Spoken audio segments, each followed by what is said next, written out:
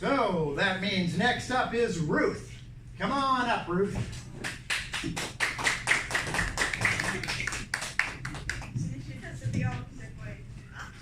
I know. I'm sorry. That's okay. That's okay. Let's see. Now you did good. There we go. And look, I'm doing the proper hosting thing by adjusting the mic for each reader. Is this right? Kind of. Let me just fix Maybe it. a little higher Yeah, just like that. There. That's right underneath. Okay, well, these days there seems to be a lot of natural disasters happening with floods, earthquakes, volcanic explosions, and whatnot. And I happened to find a poem that I had written a really, really long time ago, which tells about one of the world's biggest and most devastating volcanic explosions that ever happened. And that was the explosion on the island that we call Santorini. The other name was Fira, and the ancient name of it was Calliste. And this explosion that happened in 1400 BC not only totally destroyed that whole area, but also was the end of the Minoans. So it's interesting what's going on in the world right now, considering all the political stuff as well. The dusty olive groves and vineyards ripe with plump red grapes were silent, saying nothing of what was to come.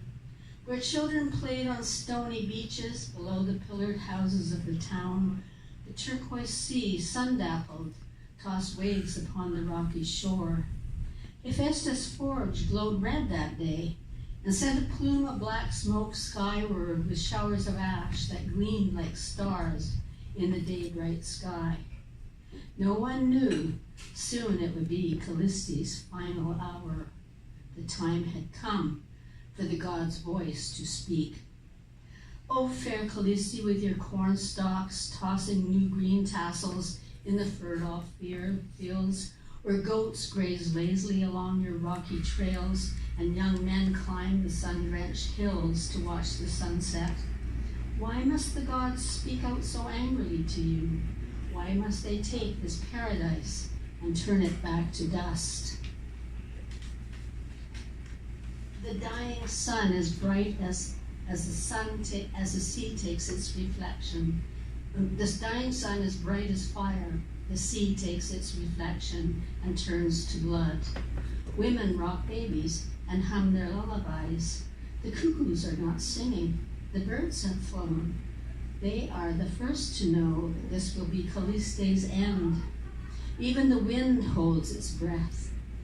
Calliste, sleep. You will not wake in the morn.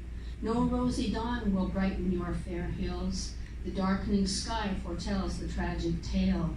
Soon black clouds will shower you with tears of burning ash and bury you from royal citadel to humble cottage. You lie in dust and death till centuries have passed. The earth shook as if to tear you from its bosom. Hephaestus' forge spewed red-hot lava, and thunderous boulders rained on you. When 'twas done, where cities stood, and flowering fields, green groves, and ripening vines, a ragged cliff was all remained. The sea devoured you, Calliste. Your cities are buried in the ash, and on the ocean's floor lie all your treasures, lost to men forever. Now we who seek can only wonder why gods destroy the beauty they've created, and why men's dreams are turned to dust. And don't forget,